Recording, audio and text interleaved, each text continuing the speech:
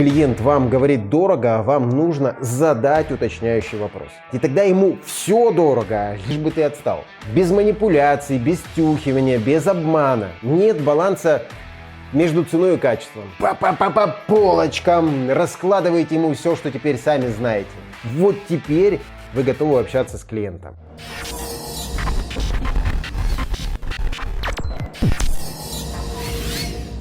Всем привет! Сегодня еще раз хочу вернуться к теме возражения «дорого». Вообще, я уже подробно рассказывал, как возникают возражения и как их можно предупредить. Для тех, кто не смотрел, рекомендую вот этот ролик. Дело в том, что, наверное, ролик о происхождении возражения больше направлен на тех, кто уже в бизнесе. А вот новичку, думаю, будет более доступно здесь. Итак, возражение «дорого». Наверное, это самое международное возражение, не зависящее ни от религии, ни от пола, даже не от толщины кошелька. Как преодолеть этот барьер новичку в сетевом, когда у тебя нет навыков продаж, а тут еще и продукт такой, что в очередь за ним никто не стоит?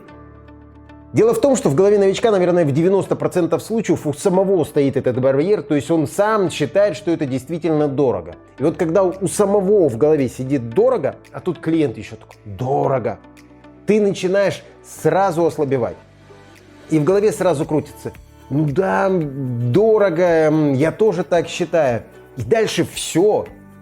Так слоника не продать.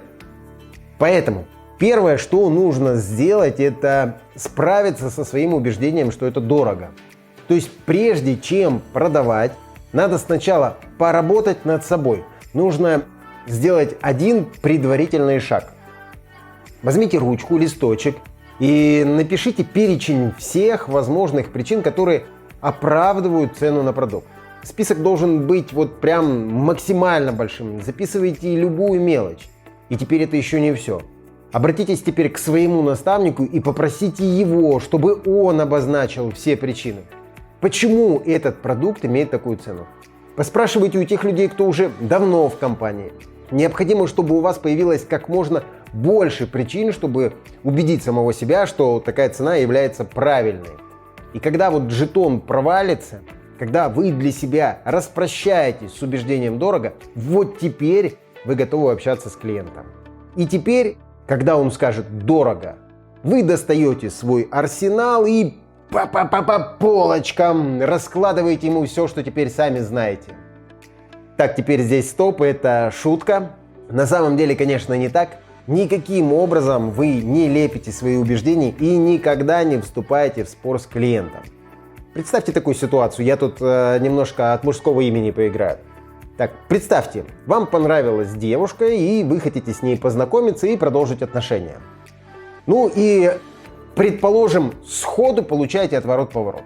Какая у вас дальше реакция? Хватаете ее за руку, разворачиваете к себе и начинаете ей зачитывать, какой я красавчик. И как много она потеряет, если сейчас не познакомится и не продолжит отношения. И после этой тирады вы, конечно, ждете, что теперь она бросится на шею и в слезах будет просить прощения, что сходу не разглядела своего счастья. Но ведь это не так. Никто в отношениях себя так вести не будет. В отношениях важно согласие. Вот и в бизнесе. Продажи – это согласие. Ведите себя с клиентом как с женщиной, которую хотите покорить. Тем более, что в продажах любой клиент ведет себя именно так, как женщина при знакомстве. И неважно, какого он пола. Так вот, друзья, теперь, когда клиент вам говорит дорого, вам нужно задать уточняющий вопрос. Почему он считает, что у вас дорого? Потому что никто не знает, что именно для этого человека предложение дорого. Может, у него просто нет такой суммы денег. Ну, предположим, вы мне предлагаете купить какой-нибудь спорткар. Я спрашиваю, а сколько стоит? И вы говорите, 250 штук баксов. И я говорю, блин, дорого.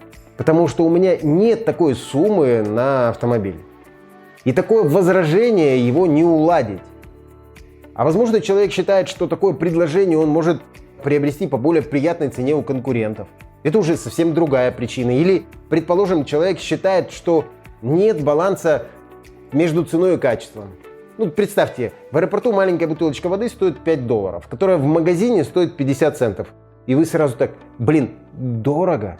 Хотя у вас точно в кармане есть $5. И наоборот, представьте теперь, что вы сидите в Ницце, в ресторане, на берегу, и вам приносят счет, и где стакан воды посчитали 5 евро. И все ок. Вы даже не обратите внимания на это, потому что есть баланс цены и ценности. Есть еще одна самая распространенная причина сказать дорого. Это человек хочет получить скидку. Подробнее об этом я рассказывал вот в этом видео. Пересмотрите, там все разжевано. Или человек вообще не думает ничего покупать, и тогда ему все дорого, лишь бы ты отстал. Вот поэтому, когда клиент говорит дорого, какая причина у него в голове, лично я понятия вообще не имею. Поэтому лучший вариант – это проявить любознательность. Поинтересоваться, почему человек считает дорого. После этого достаем свои уши слоника и начинаем внимательно слушать клиента.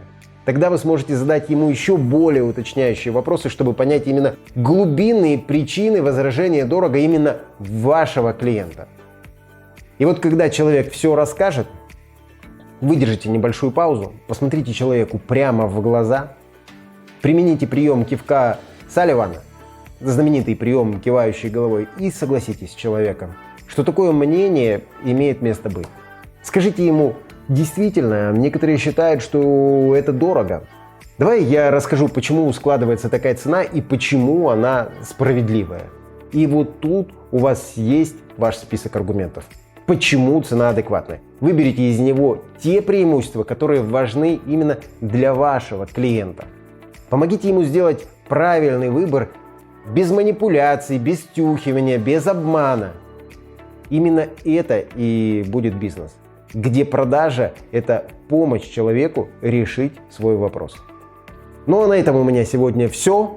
Кому был полезен, ставьте палец вверх и подписывайтесь на канал. Здесь каждую неделю вы сможете получить полезную информацию для продвижения в MLM.